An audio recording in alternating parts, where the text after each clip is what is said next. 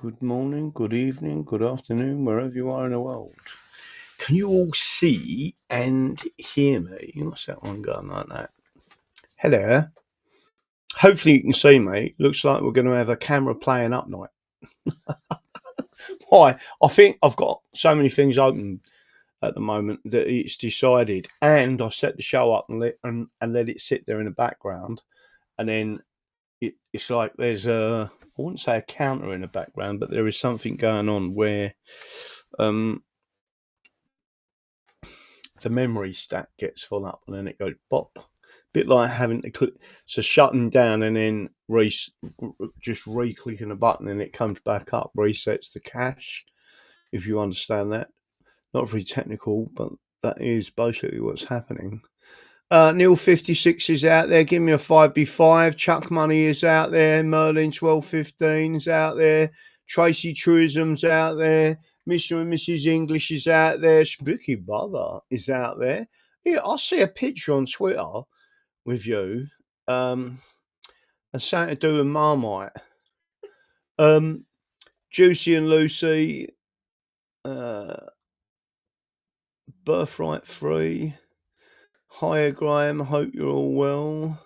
Taffy Pat. Freeland. Jay Faulkner Court, one of my favourite technical bods out there, trying to help us out as usual. Bam7.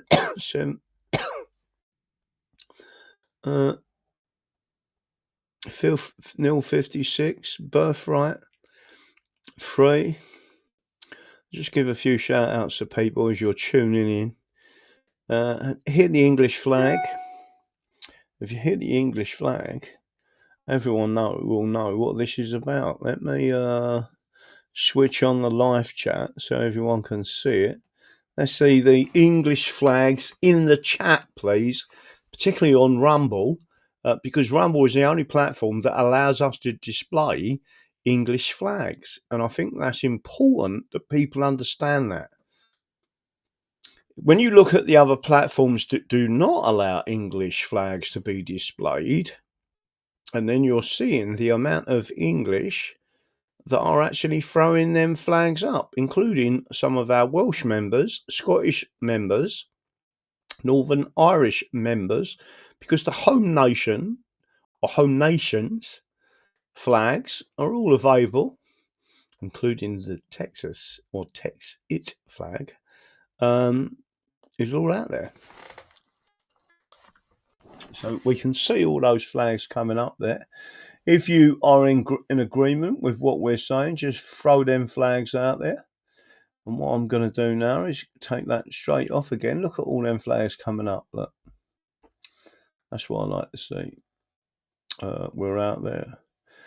So the discussion today, there's two things that I want to briefly talk about. One of them, if I can find it again, that is, that you know what I'm like for finding something. Who's that? Cool, hello, gorgeous. Looks completely different to what she did yesterday. That's someone else, not today's. Let me have a look and see if I can find it. This is the one I want to find. I am actually going to show you this because I do think this is important. Copy link. When people do good, we should paste this over. And I'll show this first before I do anything else. Let me get across to here. And then we're going to show you something on Twitter. Share. Let's see if we can pause that a second. Hopefully you should be able to hear this. Tell me if you can't hear it when we actually kick into it. Lucy White, here I explain some of my policies to reverse legal migration. We need to go back before World War II. There are some elements. Now, what I've always said, and I want to make sure I'm clear on this, there is a compromise with not scrapping the union, but scrapping the union solves so many problems. And remember that the reason for the union was because Scotland was bankrupt, right? That's the reason for it. And the key issue that happened then was it brought Roman law into English jurisdiction, which we'd always kept out, right? Well, certainly since the Romans had left. And we developed an Anglo-Saxon common law English system of governance and government by consent, where the people generally were armed, and we, if we had any arguments with the crown or crown officials, crown servants, it was generally, well, by negotiation. Other than that, there was a big rise up of the English. We've always been a threat to a Roman law jurisdiction. Why? Because the common law is the ultimate social justice system for the people. So again, abolish the route that allows migrants to transition from visas to censorship. Right. So what I'm going to do now, hopefully, is put this wonderful person on the screen and see what it says. Are you ready? By the way, this lady is wearing an English lapel badge. You say we need to reverse legal migration to save Great Britain. What policies can achieve this? Yeah, so we absolutely need to reverse legal migration. So first of all, we need to look at visas. Essentially, if someone has been given a visa, it should not mean that they get the right to stay in Britain forever. Currently, someone can get a visa, then they can be in the UK for, say, 5 years and apply for indefinite leave to remain. And from that, within 12 months, they can apply for British citizenship, which means they then stay forever. The fact that there is even a route from visas, could be a study or work visa, into indefinite leave to remain and citizenship is ridiculous in itself. So that whole system needs to be abolished. I think once someone has a visa, they should then expect to go home. It does not mean they stay in my country forever. And so what policies can we do to reverse that? Well, I think we need to understand and look at the British Nationality Acts of 1948 and 1981, because both of those acts I would call treasonous. Essentially, they allowed anyone to become British. They removed what it meant for, say, someone like myself, an Indigenous English person. They classify anyone being British the same as myself and those with ancestry in the country. So what they're trying to do is dilute what it means to actually be British, which is English, Irish, Scottish, Welsh ancestry, and say anyone can be British if they've been here for 5 years. This is completely absurd. And also, there are many other acts that we should look at and revoke. Right, before I continue, there's only one element of that, and it is making it very clear. British is the problem, and British doesn't mean that you have ancestry here. This is really important for people to understand. But if you are a Briton and you refer to your the Britons, right? In law, words are really important, and understand, and Lucy is about to explain to you the reasoning, right? That British and British nationality only come about via the British Nationality Act 1948. And tonight's show, I'm going to show you some more detail of that from history. And it should become clearer to people that we've had this problem before. How did we solve it? We solved it constitutionally. We solved it by making a particular act null and void. And even the Queen of England, Queen Anne from Denmark, stepped in and made sure this was annulled. What does it mean when it's annulled and abolished rather than repealed? As if it had never existed. And that means all the stare decisis or any decisions judges have made with the authority of that act is also abolished. It's why it's crucially important. It's what caused the problem with the European Communities Act of 1972. It was repealed instead of being abolished, and it should have been abolished. So everything was abolished with it, including all laws made under its authority, all stare decisis made under its authority, as if it had never existed. Why? Because it was unconstitutional. because it went against the supremacy clause of the English Bill of Rights. So I'm going to carry on with this. It is important that I just put that little part in there. So, for example, we had, for 2.5 centuries, we had legislation to stop those of foreign descent going into our British Parliament. It was called the Act of Settlement of 1701, where you had to have English parents essentially to go into the Parliament. And now you see people from all nationalities all over the world or descent, even if they are second or third generation, they're in the British Parliament, and that's directly impacting our politics. So we need to go back in time. And what I always advocate for is a return to normality. We need to go back before World War II, look at what was working and what's gone wrong since.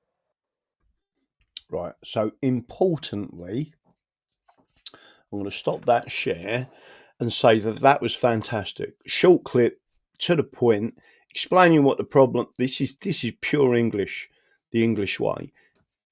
Explaining what the problem is. How do we solve it? All right. That's all we do as the English Constitution Society. Explaining what the problem was in the past, and go back and say that is how we solved it in the past. That is the English common law. That is the common way of doing things, and it is why Roman law jurisdictions don't like it, because we can learn from our past. Right? It's as simple as that. If you are anyway a civilized nation, you will look back at your ancestors or your elders, yeah, and say, have you seen this before? Yes. Like I sit there with my 96-year-old dad and he says, that was the problem then, that's how you solve it now.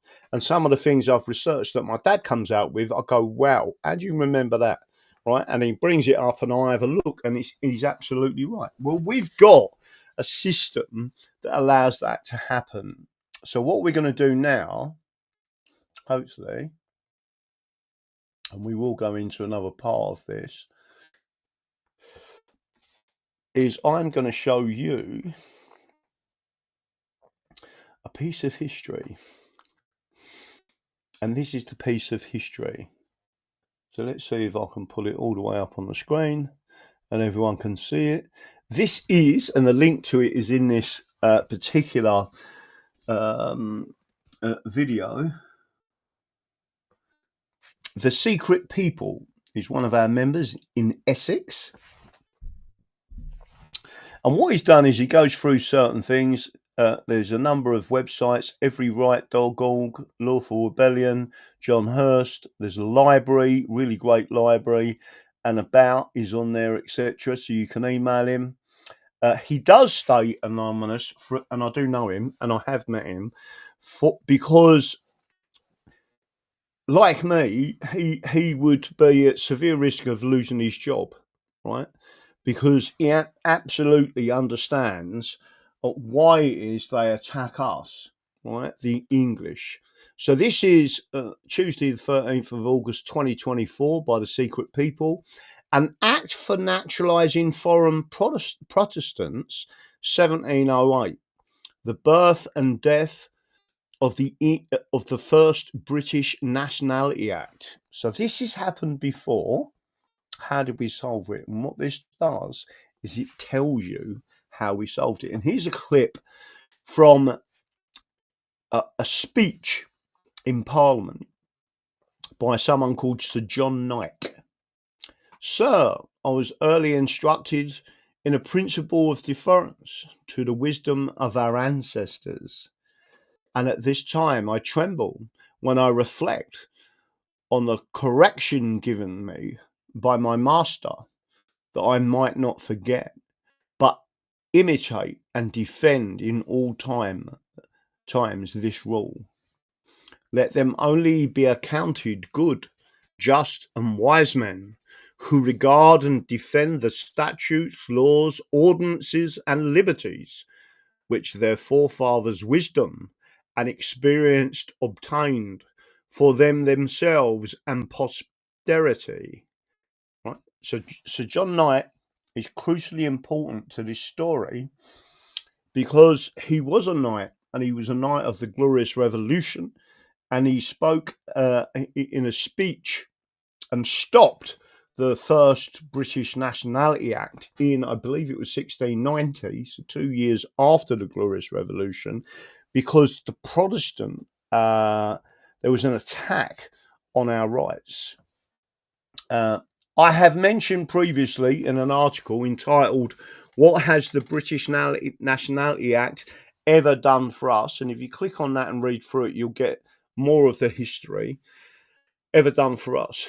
That the British Nationality Act has been through many incarnations during its lifetime. The original statute, entitled An Act for Naturalising Foreign Protestants, 1708, was given royal assent in 1708, but was made void after just 3 years because so many aliens took advantage of it. What is an alien? Well, again, Sir Edward Coke and the books that I've got to my left describe what an alien is.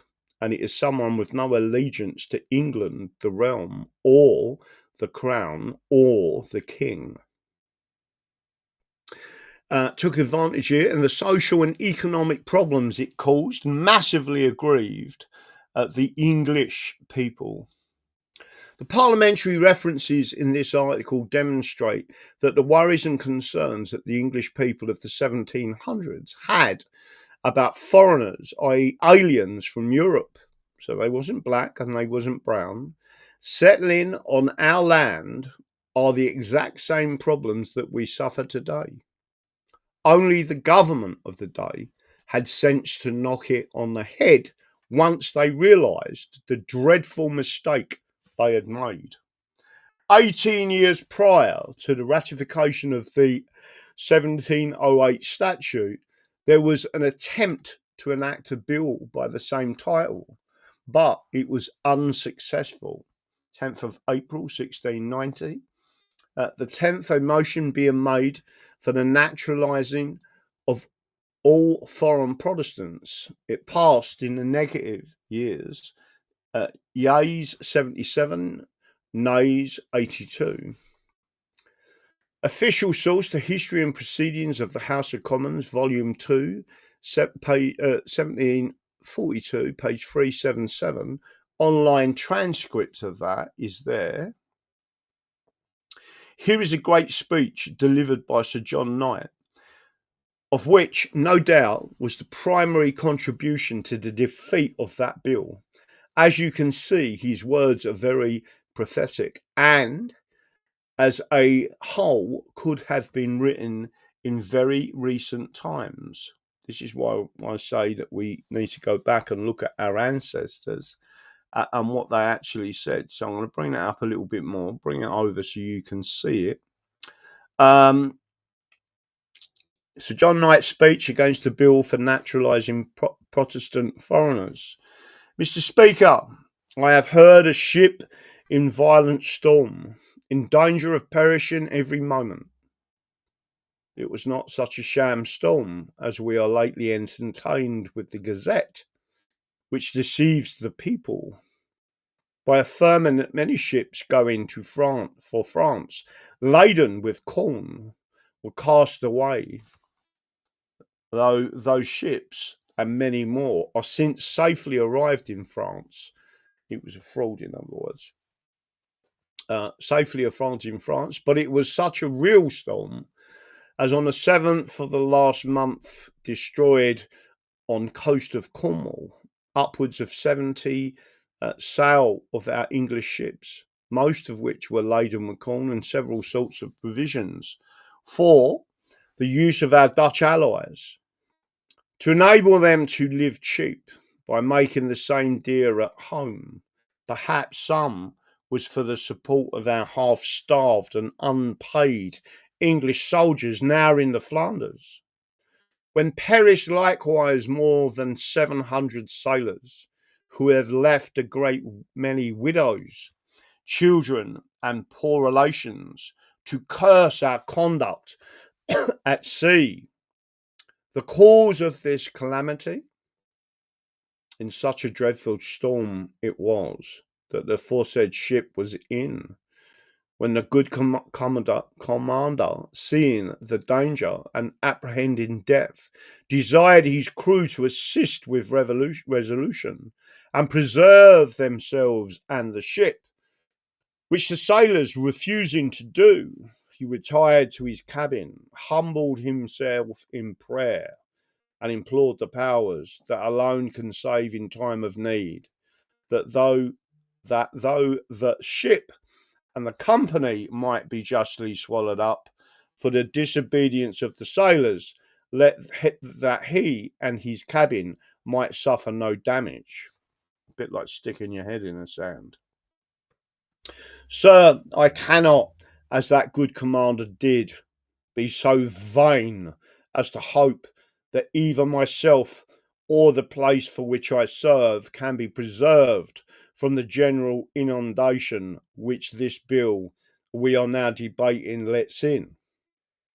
On the liberties of my native country, England, and countrymen, and therefore be unconcerned for the good of England, provided Bristol was safe, to hope for and expect happiness in my life, when all mankind but myself are dead, would not be more deceiving than to propose comfort and security to myself and corporation, when strangers are admitted to possess and enjoy by our law all that's valuable in the kingdom.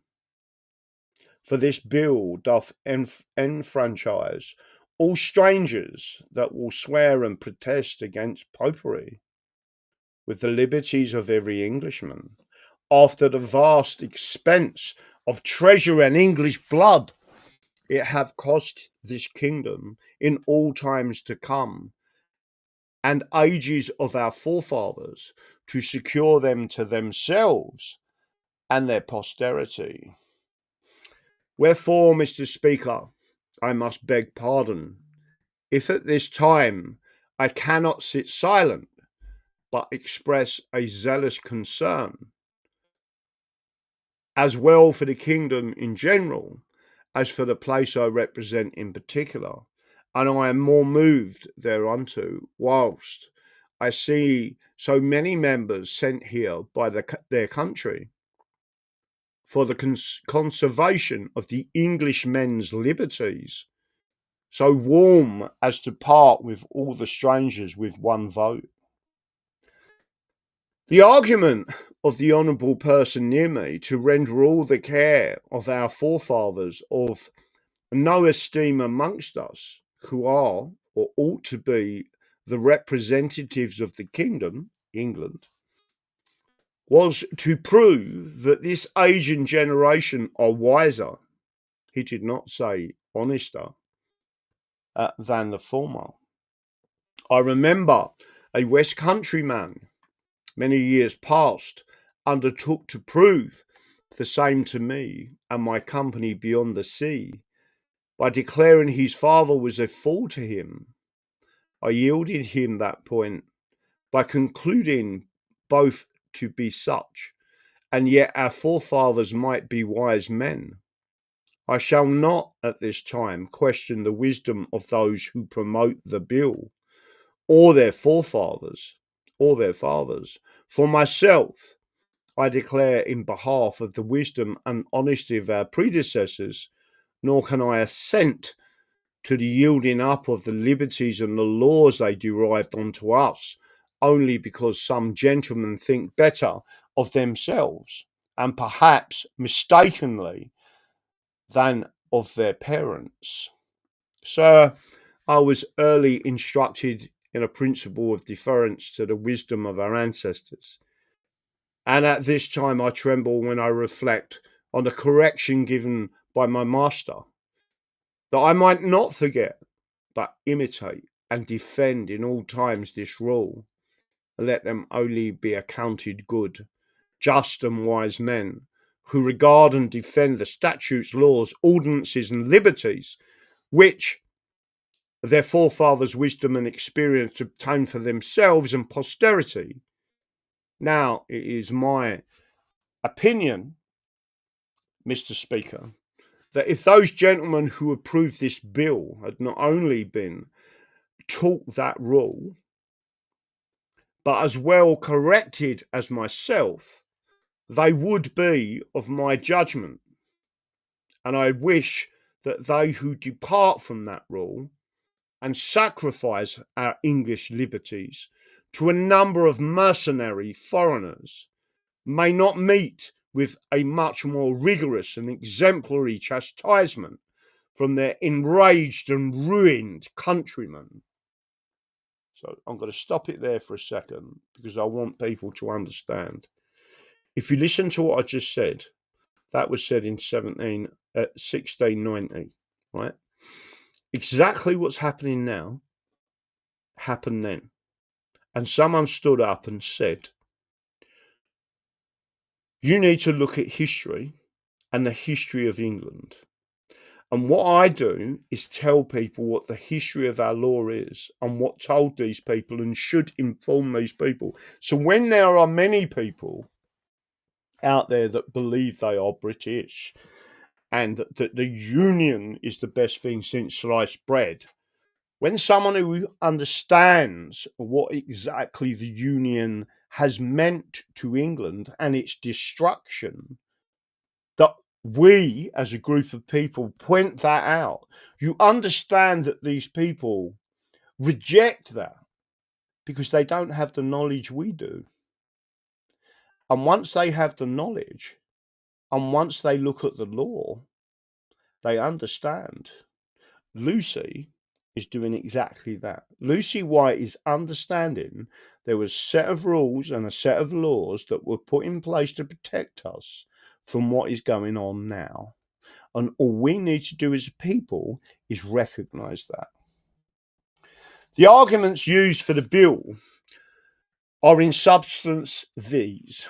First, a want of purchasers for our lands. Secondly, of merchants. Thirdly, manufacturers who can work cheaper than the English. Fourthly, husbandmen to till the ground. So they wanted farmers, or the farmers needed people to work the lands. To all these I shall return short answers, but if I debate not on them with that advantage and reason as our land admirals can, no doubt, with great ingenuity on sea politics, I hope the House will pardon me, for my observation never cost the kingdom such expense of money at home and losses at sea as have the experience of those honourable persons in sea affairs. First, it is argued by some that we want purchasers for the lands. This is a melancholy consideration. I therefore desire those gentlemen who approve of this bill to tell me what it is have brought us to this condition. That the landed men of England are reduced to so low an ebb that they must sell, and none are left able to buy unless foreigners are naturalised. Doth this prove our forefathers wanted understanding, or doth it not rather conclude it's occasioned by our want of it, and by our not following their examples, who never taxed their country to the ruin of both of themselves and their posterity, nor did they expend the money of the kingdom on such allies as ours, who, as we have been informed by some of the Privy Council, are not in our interest, and it will spare us none of the men for our pay, without great pensions likewise for themselves. Can any man hope to persuade me that our forefathers would have brought foreign soldiers into England and pay them and naturalise them likewise, and at the same time send the English soldiers abroad to fight in a strange land without their pay?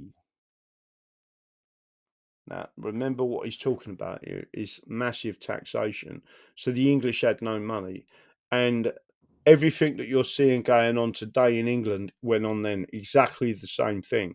They are bringing mercenaries in, and one of the things you need to remember, and again, there is someone called Martin Durkin who has just released a video today talking about the right to keep and bear arms and why it was that the English had that right. And it was because people, meaning the ruling classes, used mercenary forces against the English. They brought in mercenaries and armed them, which is about to happen now, right? And the first thing they start to do is to arm them and disarm us. The reason why the Glorious Revolution came about was because the Protestants were disarmed in their own nation, and we rose up with another Protestant army to take back control of our nation, right? So again, carrying on with the speech, is everyone okay with this? Can you all understand and hear me and understand what this is so important, right? Because this has all happened before and they gave us the solution. It's a bit like we have the solution to taxation, which is ordinances from the Addington Act of 1803-1909. Those ordinances were put into a single 200-page document, which is called the Hong Kong tax system, right? And if you truly understand what's going on, it is history repeating itself. Let us abate our taxes, and after the wise precedent of our fathers, pay our own seamen and soldiers at home, and send the foreigners back. So they've destroyed our armies, they've destroyed virtually every English regiment, they've disarmed our army, they've disarmed our military in total, army and navy, and technically also the RAF. Then the money will be found circulating at home in such Englishmen's hands who may buy the lands that are to be sold without naturalizing strangers, right? So you had to naturalize a stranger for them to buy the lands here, right? We had quite strict policies on no foreigners could buy our lands. Second, bit like Thailand. Secondly, it said we want more merchants. Who may we thank for bringing so many to poverty? But I shall forbear grating and desire the liberty to consider in short how the trade of England hath hitherto been carried on. Gentlemen have placed their younger children to the merchants, their masters observing their honesty and diligence, and that when they have gained some experience in the necessary parts of trade, generally send them abroad to Turkey, all parts of the Levant, to Spain, Portugal, the East and West Indies, and all parts where England holds any considerable commerce. There the young men are employed by and entrusted with the stocks and estates of their masters and friends, whereby all parties, both the principals at home and the factors abroad, are advantaged, and England enriched. For there, in the end, all centres.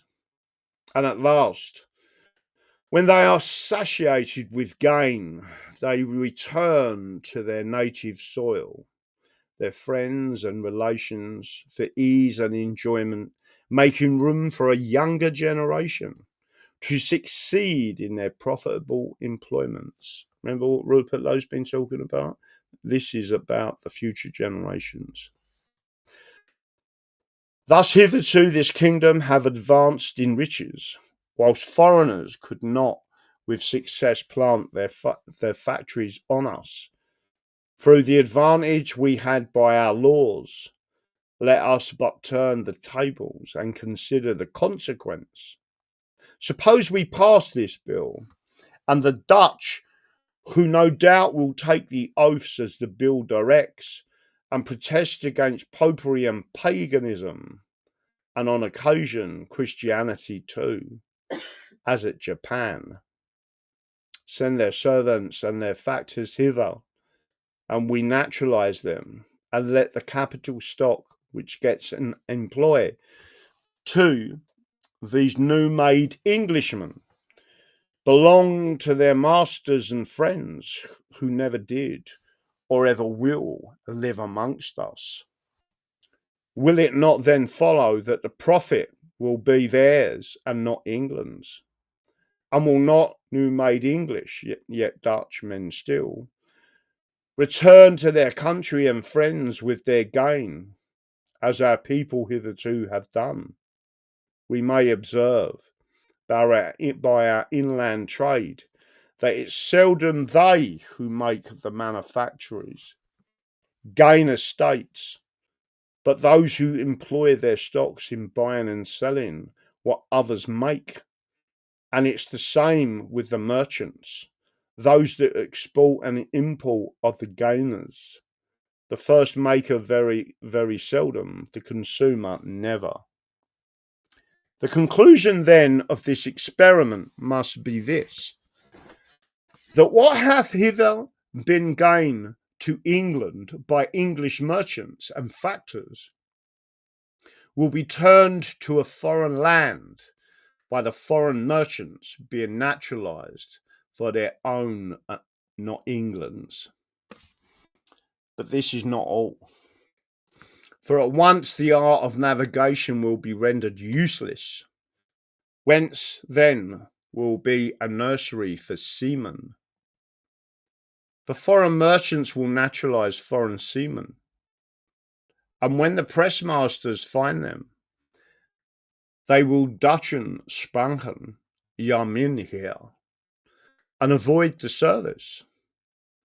But at the custom house, exchange, and all corporations, they will be found as good Englishmen as any of this house.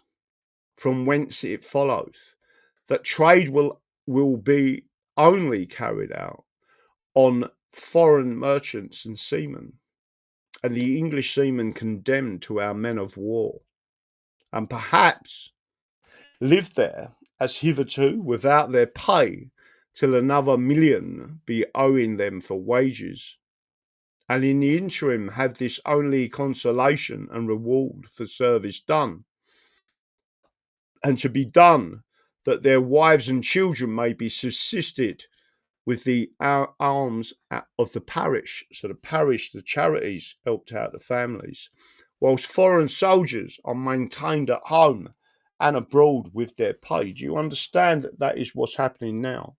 Do you understand that all of the benefits that are given to the people, and especially to our serving soldiers are now being prosecuted for things that they've done in the name of the British state abroad? But you also understand that these mercenaries and these people and these foreigners are being brought into the country. They're being put up in 5-star hotels. They're being given benefits. They'd be given National Health Service treatment. They'd be given private medical treatment, dentistry, everything that should be for an Englishman is now for a foreigner. The whole of this situation is actually re-going through what this guy in 1690 read out this speech, right? A third argument for administering foreigners is upon a supposed want we have of manufacturers, especially such as will work cheaper than the English. In my opinion, this reason is an extraordinary and ought not to take air out of the house, lest the old English spirit should exert itself in defence of liberties. For at this time, when all provisions are become excessive dear by the great quantities exported to Holland, which puts the poor English manufacturers on starving in most parts of England. Exactly what's going on now, right? Employee enabled the families in their honest, painful labour and industry. Shall an English Parliament let in strangers under the cellar of our country? which they may easily do whilst they live in garrets, pay no taxes, and are bound to no duty. How shall we answer this to our country, who sent us here, when by so doing, instead of making the kingdom more populous, we provide only for the subsistence of foreigners and put our countrymen to the choice of starving at home, or to turn soldiers and to be sent to Flanders and starve there for want of their pay? For it's well known that at this time more commodities are made in England than can be consumed abroad or at home, which makes the poor manufacturers so miserable. All about consumerism instead of the happiness of the people. All country gentlemen within this house have for several sessions laboured what they could to raise the price of the provisions which their lands produce, and some think it not great enough yet. In other words, inflation. And they would despise that man who should endeavour to lower the rates by proposing a free importation of Irish cattle and corn, though he had no other design than that charitable and necessary one of relieving the poor. And yet these very gentlemen are for this bill, because they would have the labour of the poor brought to a lower advantage. In my opinion, this is a very unequal way of reasoning. That whilst we raise the price of the product of the land, in other words, farm produce, for the gentleman to live in greater state, at the same time our consults are how to make the half-starved manufacturers that live by their daily labour more and more miserable. What opinion will the common people of England have of this house, meaning the working class, and the gentlemen of the kingdom, meaning the middle class, whom nothing can please but what is made by foreigners or comes from abroad? Our palates for a long time have been so nice that nothing but a French cook could please them, nor could we persuade ourselves that our clothing was good unless from head to foot we were à la mode de France. The gentleman was not well served without a Frenchman, and the lady's commode could not sit right if her fine French woman did not put it on. Now, on a sudden, the change is violent in favour of the Dutch, who are great courtiers, and the only taking people, and our English are a sort of clumsy-fisted people, if compared with the modern Dutch Hans and Fro. And in short, the Englishmen are fit for nothing but to be sent to the Flanders, fit only for war, is what he's saying. Right? This is how they despised us, and they become this group of people that, you know, they was so righteous and you know, so honourable that we was below them. They've forgotten who the English were. Modest Dutch hands and flowing and short Englishmen are fit for nothing but to be sent to the Flanders, and they're either to fight, steal, or starve for want of pay. There is one thing, Mr. Speaker, which comes to my mind, with which I shall close this consideration. What reason was there for blaming the mayors, the aldermen, the common councils, and other governors of corporations for surrendering their charters, though they still retained their rights, for Englishmen only to come into new charters, and at the same time hope to justify our proceedings, though we throw up great charter of our English liberties, to admit strangers. So I'm hoping people are getting this, right? A fourth pretense for this bill is a want of husbandmen to till the ground. How many times you heard them say that? Only foreigners will work the land. We can't get Englishmen to work the land cheap enough. Listen, I'd do it for nothing. I love working in the country, right? I love just being here. Full stop, right? That's all bullshit. I want of husbandmen till the ground. I shall say little on this head, but request the honourable person below me to tell me of the 40,000 French which he confesseth are come into England. How many does he know that at this time follow the plough tail? For it's my firm opinion that not only the French, but any other nation this bill shall let in upon us will never transplant themselves for the benefit of going to the plough. They will contentedly leave the English the sole monopoly of that slavery. Upon the whole, sir, it is my judgment that should this bill pass, it will bring as great afflictions on this nation as ever fell upon the Egyptians. And one of their plagues we have at this time very severe upon us. I mean that of our land bringing forth frogs in abundance, even in the chambers of their kings. For there is no entering the courts of St. James and Whitehall, the palaces of our hereditary kings, for the great noise and croaking of the froglanders. So even then they called them frogs, meaning the French.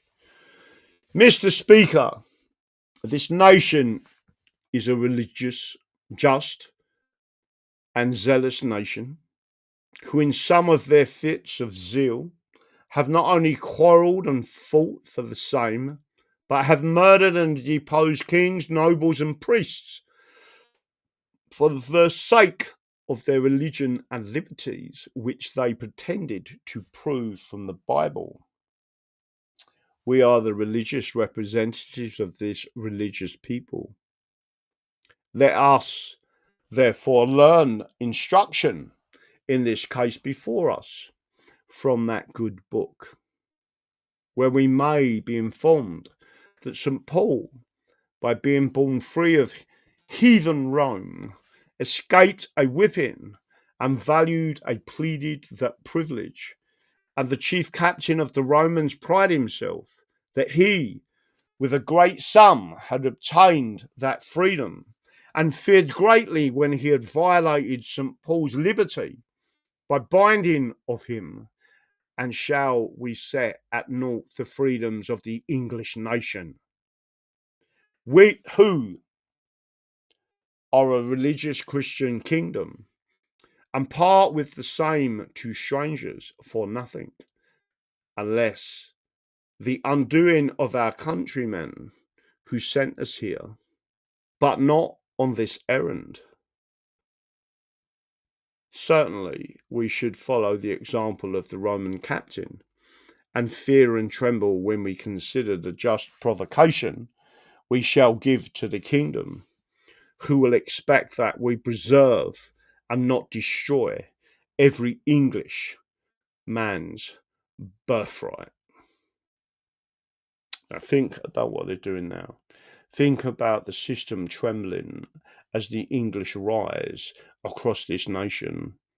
How they have created a court system that locks us up for screaming about justice and right.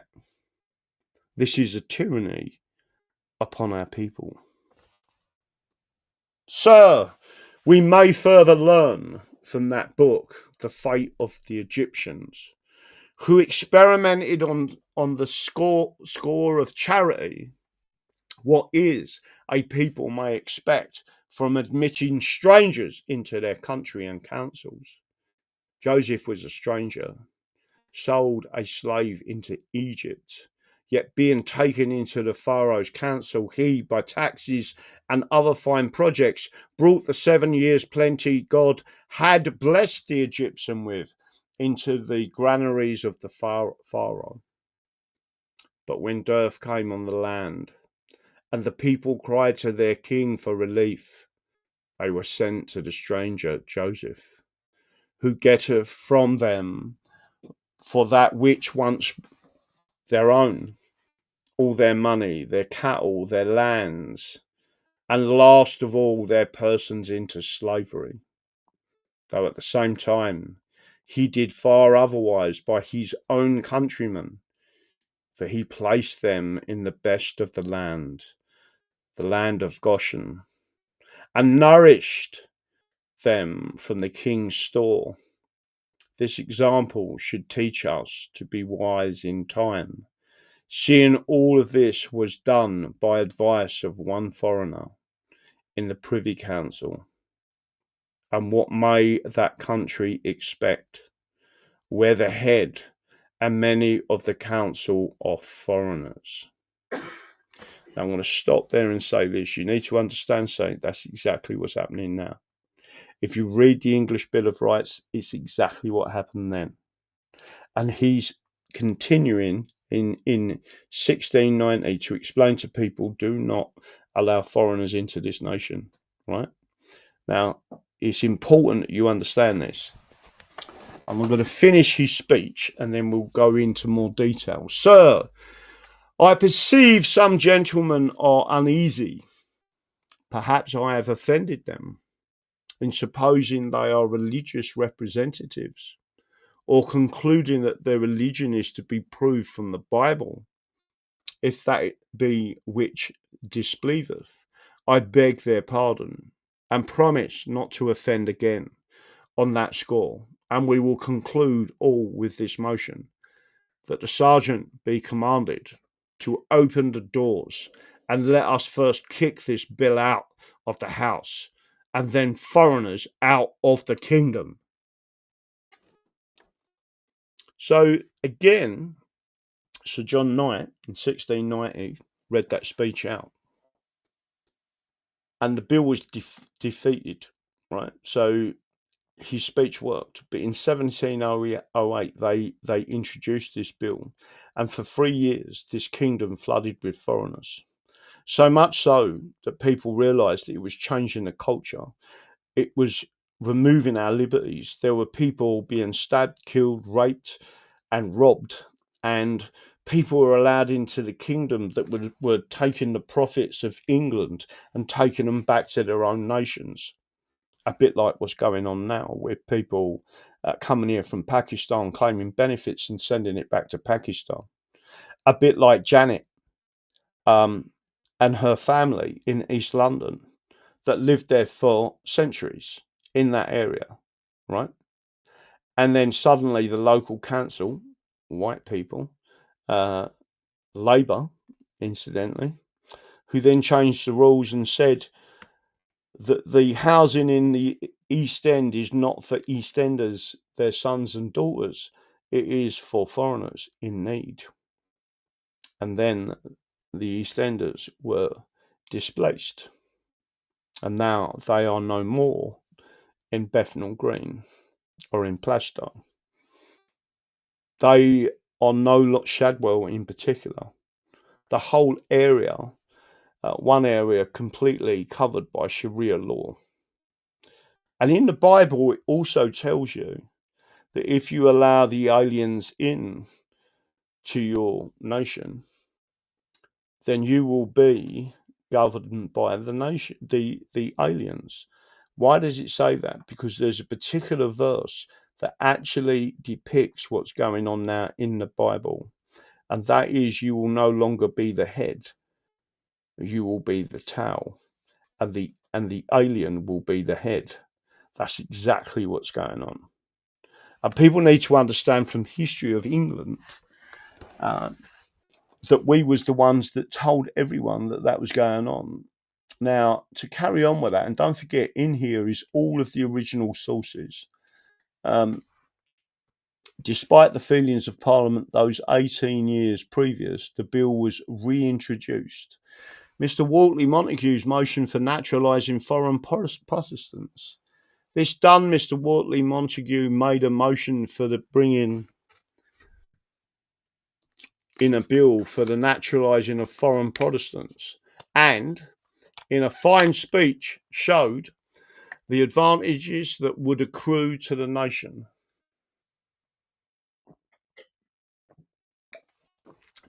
He probably got up and made a speech about engineers and doctors coming into the nation, when the nation really should be training their own engineers and doctors. And many of these people, if you look at the National Health Service, have fake qualifications. If you only got to look at a hospital in Sussex, see there was, I believe, over 200 deaths by one particular doctor or surgeon. Fake qualifications. This done, Mr. Wortley Montagu made a motion for bringing the bill into naturalising foreign Protestants, and in a fine speech showed the advantages that would accrue to the nation by such an act, alleging, among other particulars, the example of the King of Prussia, what happened to them, who had not only invited but furnished abundance of the French refugees with means to settle in his dominions, where he had fertilised an almost barren country, improved trade, and vastly increased his revenue, adding that if foreigners were induced to settle under a despotic government where they found protection and encouragement, they would undoubtedly be more inclined to bring their effects, at least their industry, into Great Britain, where they would share the privileges of a free nation. I want to make sure I absolutely explain this to people, because this is crucially important. England was a free nation. It had the freedom of speech, freedom of thought, freedom of expression. We had engineering skills. We had the engineering skills and ability of the working class and middle class, and then people who backed it with money. And we had from those liberties and freedoms, we had the power to invent. That's what really created a wealthy nation, because we invented most things, even the computer. Charles Babbage was the person who invented the computer itself. People need to understand who and what we are. You have to remember who you are. We are being erased by the Fabian Society. Karl Marx was a jealous little gnome, now buried in North London. Karl Marx hated England. The Fabians hate England. The blacks and brown people from around the world, when we left their nations and returned to England, what happened to the prosperity of their nation? Most of them went to pieces. Why is it that many of the trains that still run in India are 150-year-old steam engines or diesel engines running on the same tracks that the English laid? And once people understand that these people are now attacking England. So there were reasons against the general naturalisation. Whilst the bill for naturalising of foreign Protestants would depend on a paper was printed and industrially dispersed, containing in substance, one, that the conflux of aliens, as would probably be the effect of such a law, might prove dangerous to our constitution,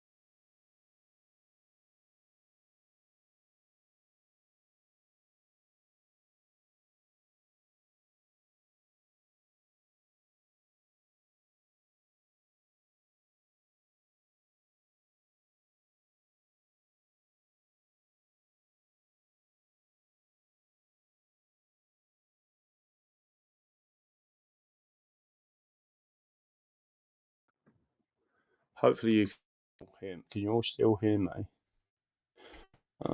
Now we can hear you.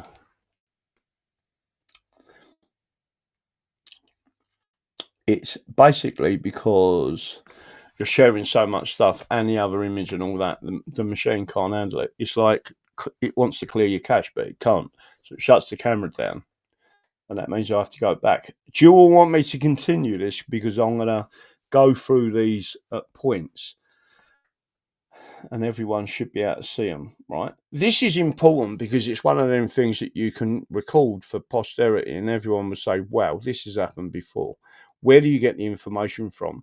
And Lucy White has started to understand that in quite a big way. If it was me, I'd go back even further.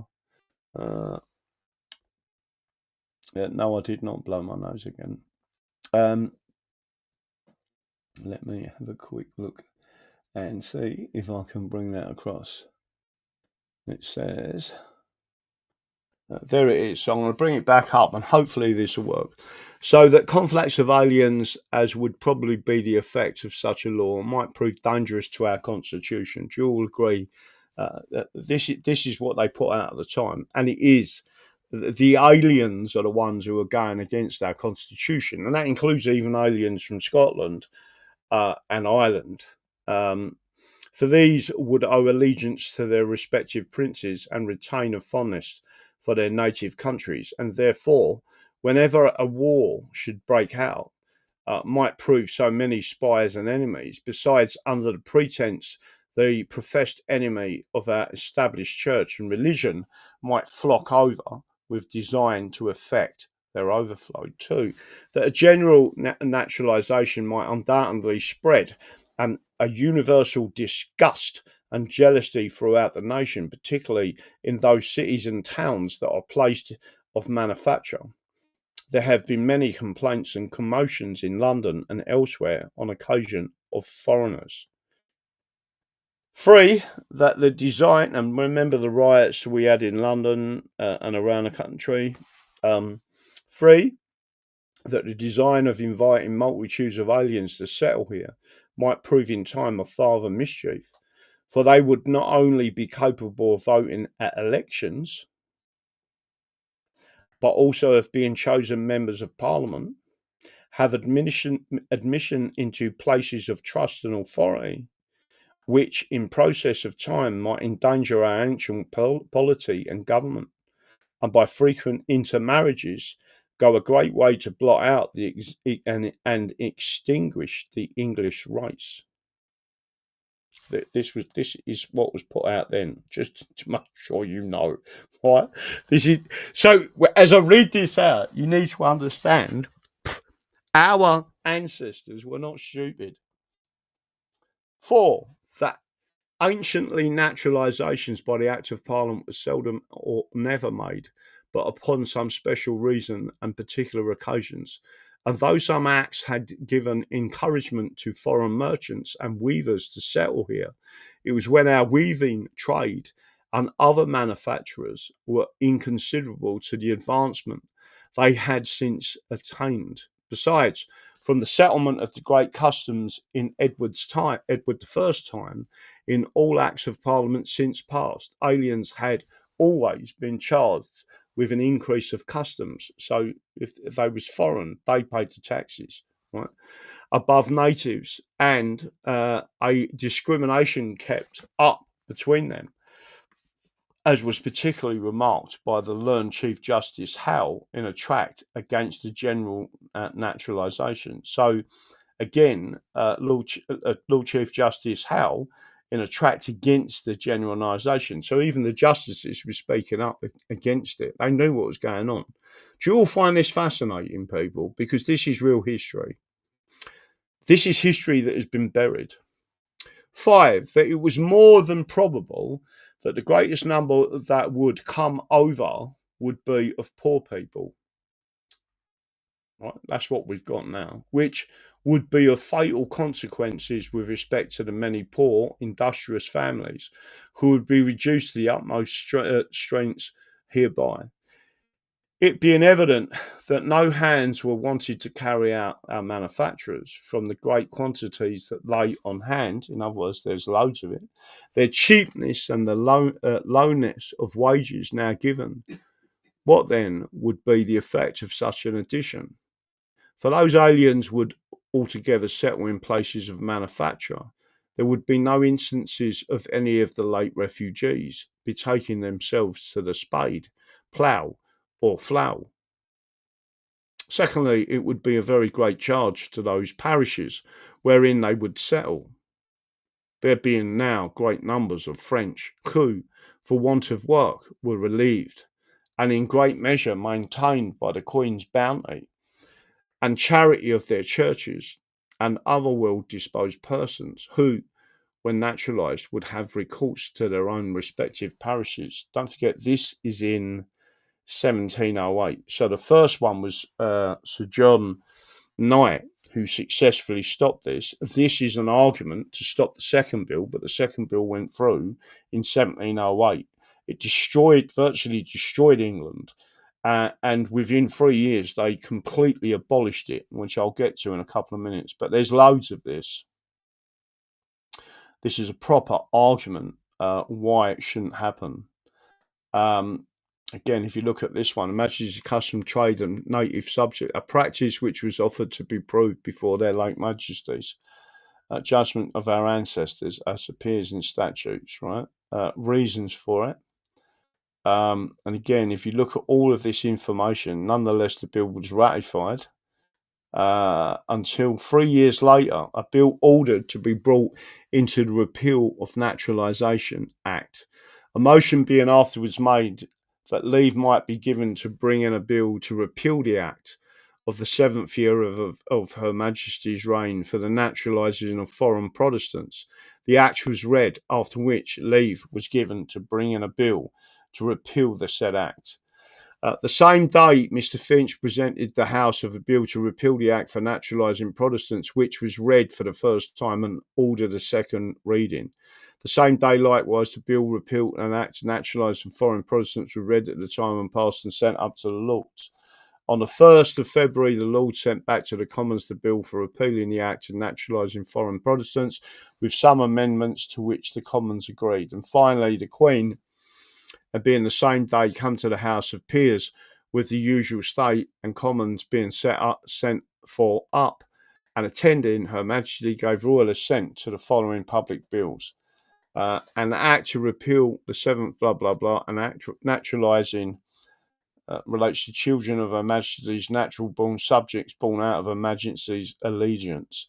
But it goes on to say, and it tells you in full, that they abolished and made void. They nullified it, right? And all that information is in there. They nullified it in its entirety. But all that information can be found there. It's in the edits of this particular video. But before I go on to that, I'm also going to go on to this. You'll see another tweet here from Andy the Gabby Cabby, all right? And I'm going to share this tab instead and show you. So I'm hoping everyone understood that. Andy the Gabby Cabby, the danger with these fast-track protest courts, remember what I was talking about initially, is not just the sentence, it is the speed of the whole thing. If a man pleads guilty after proper legal advice, with time to understand the evidence against them, then that is one thing. But if people are being rushed through politically charged courts, denied proper time to examine the footage, pressurized into pleas, or sentenced in a way that looks designed to send a message, then that is not calm English justice. And by the way, many of these people are being coerced by the so-called legal profession, which, by the way, has a monopoly in this country, and it shouldn't have a monopoly. The English Bill of Rights was supposed to that is punishment by example. The English Bill of Rights was supposed to restrain arbitrary power, excessive punishment, and politically driven justice. So the question has to be asked, were these men dealt with as individuals under the law?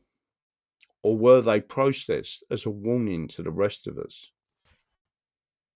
You need to be very, very, very, very careful what you wish for, right? I am an Englishman. I am only interested in England.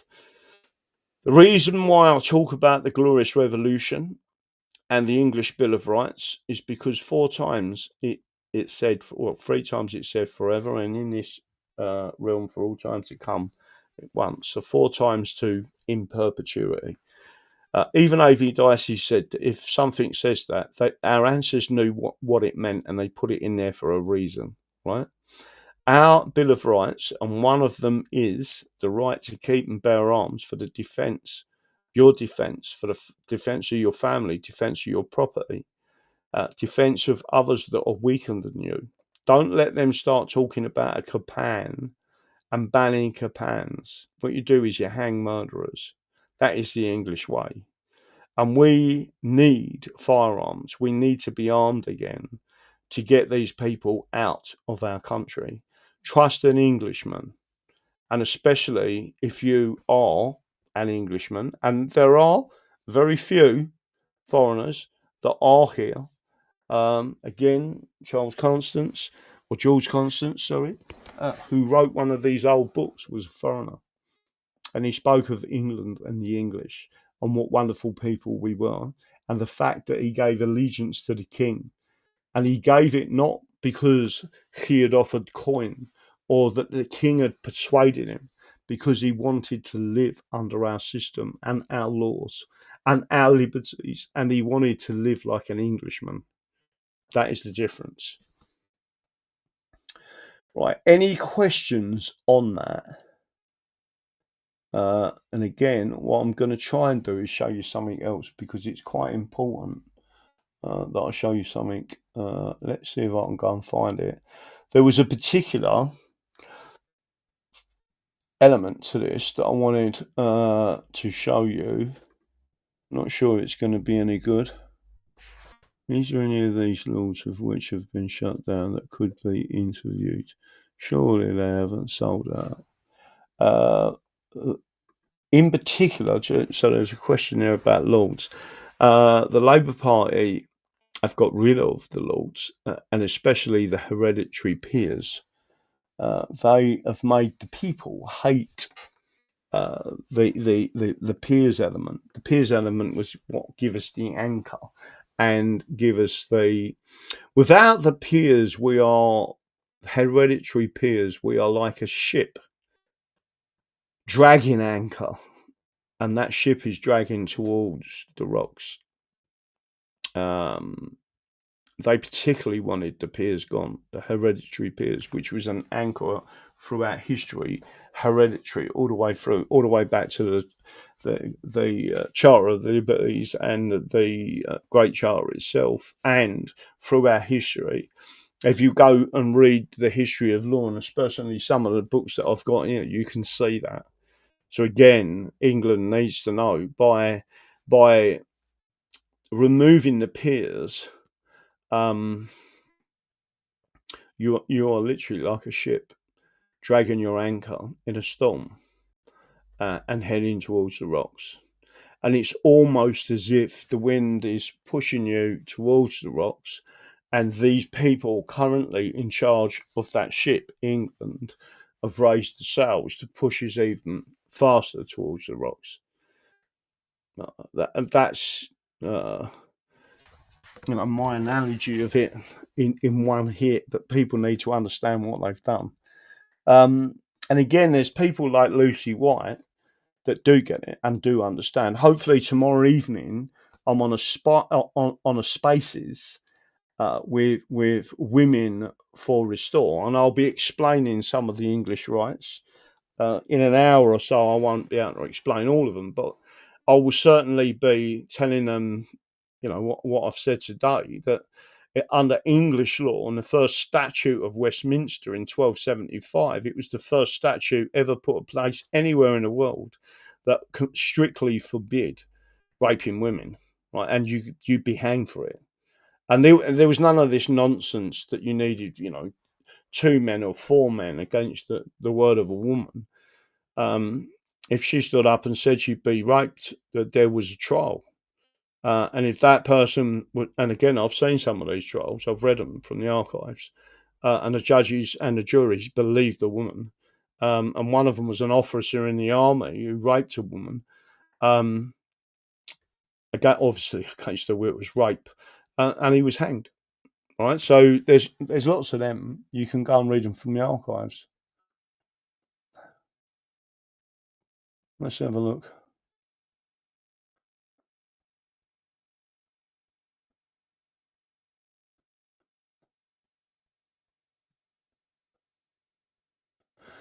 So if, and don't forget, there are certain people that we allow to come in this country. Anyone that is English and was in employ of our nation in external countries, such as Thailand, and you married a foreigner, an alien, whether you have children or not, you're there. You are welcome in this country to be law-abiding citizens. Your children could not, unfortunately for you, not for us, MPs or lords or have any position of authority. But the Constitution protects those children just like they are English, right? So again, and if Mook is watching, hello Mook. How you doing, Mook? I know someone else called Jarl. Hello, Jarl. That's another lady. Just to make sure, I want to express, everyone should understand this. We are about the Constitution, and the English Constitution protects us, but it also protects, to some degree, or most degree, foreigners. It doesn't allow them to have firearms. It does allow us to have firearms. But I trust an Englishman with a firearm as opposed to any foreigner. A very serious and eye-opening document, but on a lighter note, I could see you in a curly wig, hands and lapels, saying that in the comments. The thing that I want everyone to understand, who does sound like that today? Rupert Lowe. If you listen to what he says and how he says it, and all of a sudden they're all kicking off and don't like what he's got to say because he's just being truthful. Hopefully, we've got to get more and more people out there listening to what's going on. Let me have a look. Mudhorse, we had a John Knight in our village. I know someone else who was a John Knight, funny enough. There is a storm here on where Sir Keck is, and he keeps getting cut off. All right, okay. Thank you, Patriots. Just need more. If you hit the like button, it helps.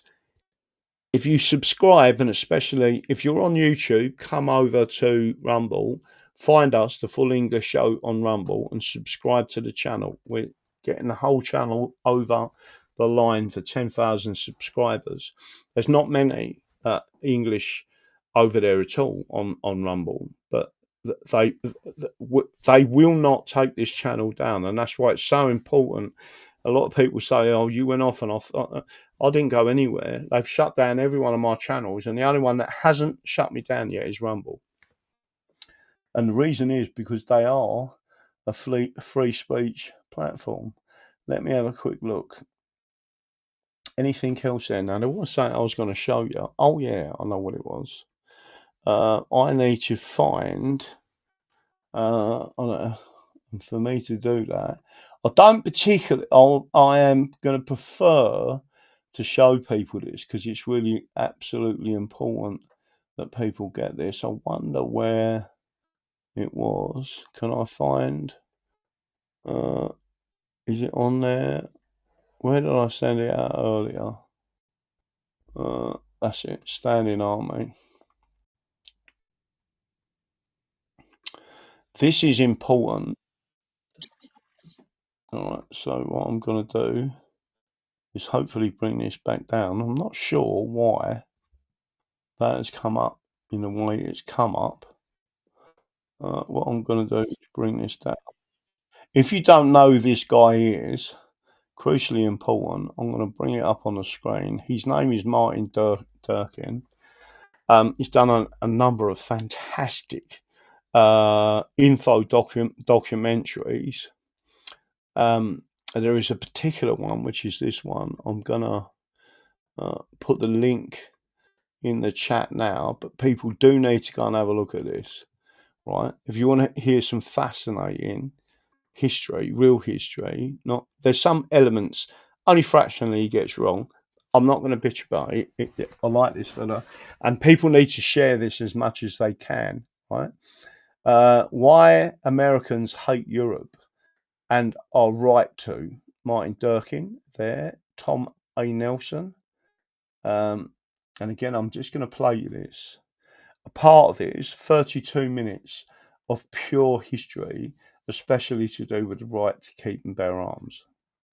To the 250th anniversary of America's Declaration of Independence, American settlers had escaped Europe and tasted freedom and were prepared to lay down their lives to defend it against what? What did they fear? What was the greatest threat to their liberty? Read America's founding fathers, and you'll find they're obsessed with this thing called a standing army. A standing army is dangerous to the rights of the nation. A standing army is always dangerous to the liberties of the people. When once a standing army is established in any country, the people lose their liberty. A standing military force is an instrument of tyranny. Standing armies are dangerous to the liberties of a free people. They're destructive engines for establishing despotism. The Virginia Declaration of Rights in 1776 states standing armies in time of peace should be avoided as dangerous to liberty. So what was a standing army and why did it inspire such fear and dread? It's called standing, by the way, because it continues to exist even when there's no war to fight. And it wasn't just the Americans who didn't like them. The Englishman John Trenchard wrote a famous pamphlet in 1697, shortly after the English Bill of Rights, an argument showing that a standing army is inconsistent with a free government. If this army does not make us slaves, we are the only people on earth in such circumstances that ever escaped it. And the history of the world tells us that in all countries where a standing army is kept, the people are slaves. It was precisely to defend yourself from a standing army, said the Founding Fathers, that you needed an armed citizenry. Hence the Second Amendment. Hence the English Bill of Rights, too, almost exactly 100 years before, affirming the rights of Protestant Englishmen to bear arms for the same reason. Right, so again, everyone should understand that. Right, so Andy the Cabby's in the chat. He wants that. It is fantastic. Martin Durkin made a number of documentaries. I've got to be honest, some of the best documentaries I've ever witnessed that make you think, right? It was about 15 years, maybe 20 years ago. He made a documentary called Britain's trillion pound horror story. And at the end of that, what I liked about him was he give you the solution. So he told you how bad it was, and then he give you the solution. And the solution to our horror story was the Hong Kong tax system, right? And I've got to be honest with you again, directly, and it's not here, it's somewhere else.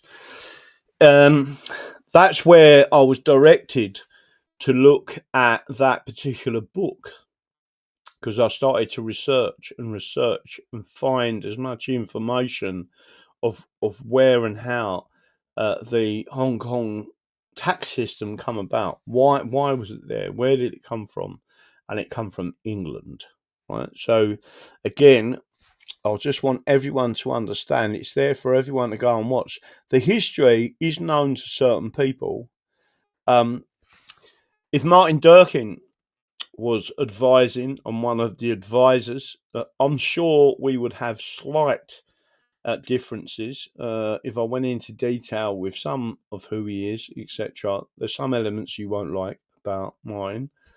That's life, right? But he does present the correct information, right? So everyone should understand that. But I am grateful to everyone that has tuned in tonight. Let me kick this off and go back.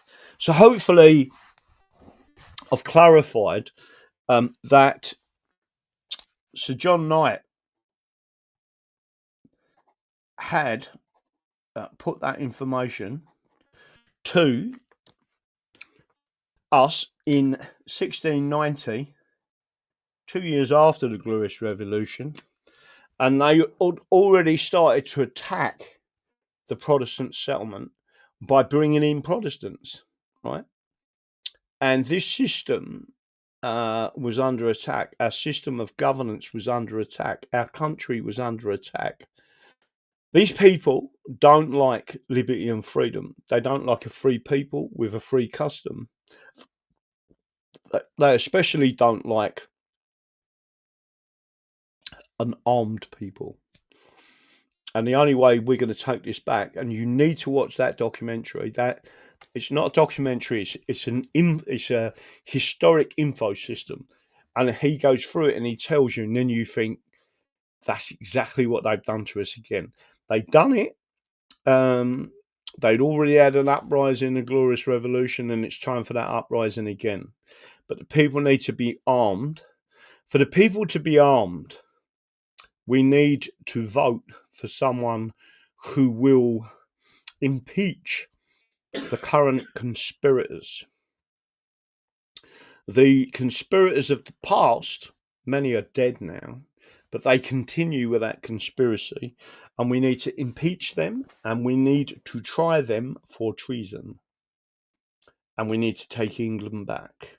You need to trust the English to take their own nation back. Someone's put a question in there. Can we recreate England and start again, but outside of the system? You don't need to. What you need to do, and again, I have very, very little trust of other people's minds. I know my own mind. I explain this to people at the Constitutional Weekender in Lincoln.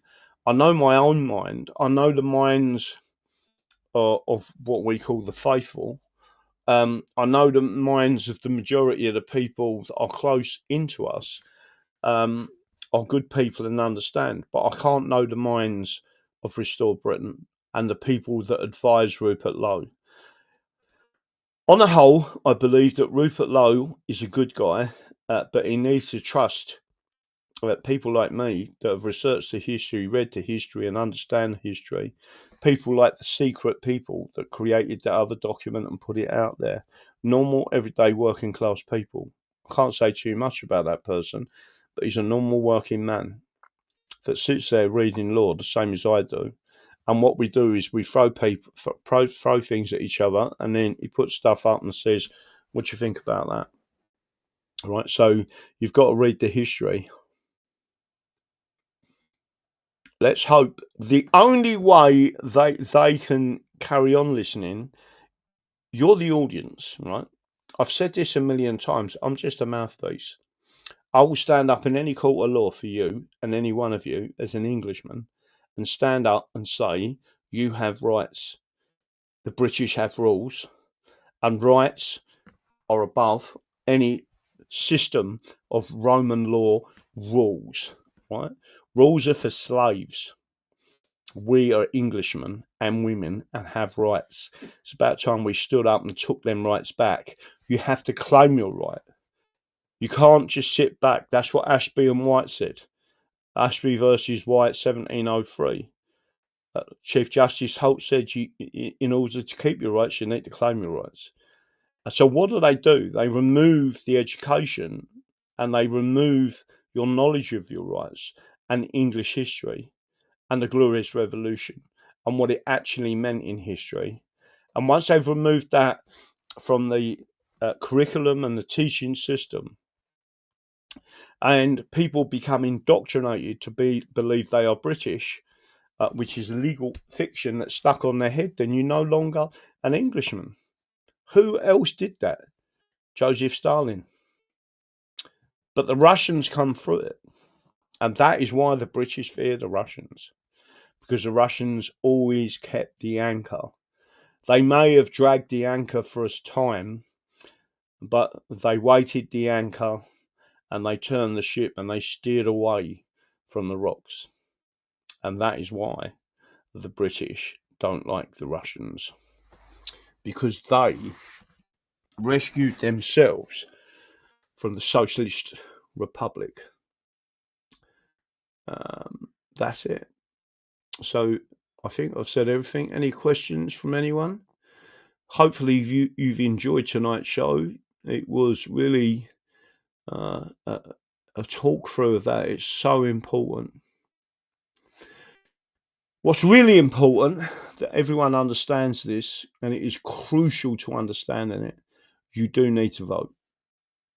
Anyone who tells you not to vote is a Marxist. They are part of the demoralization system.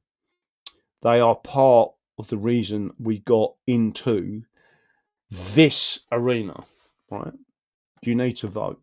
Anyone campaigning in Makerfield, keep knocking on doors, keep passing out them leaflets. Restore Britain may not like what I say. They didn't like what Sir John Knight said in 1690. They don't like what Rupert Lowe is saying today. I doubt if the system will ever allow someone like me in that parliament, right, which will just stand up and talk of our rights as Englishmen. And we'll talk of the problem. And we'll finally say to the House, the issues of 1706, 1707 are over. Why do we still have a union? Let's go back to a common law union, which is what we had prior. The Calvin case, Sir Edward Coke spelt that out. We have English common law at our disposal to take back England, and that's exactly what we should be doing. We will keep pushing forward, and there are massive, massive benefits to ending the union. One is the union as a corporation in its own right. Any authority under that corporation will finish when that finishes. Any debts it incurred are the debts of the union, not of the Brotherhood of Nations, because the nations go back to the way they were, and they will have no debt, right? So you're not part of the United Nations. You're not part of the WEF. You're not part of all these systems, because bringing us into them systems was the political union, not us as individuals. We were misrepresented by that political union. The antithesis to globalization is constitutionalism and nationalism combined, which is the English Constitution. Don't forget what I believe. The Constitution is the solution. Good night. God bless.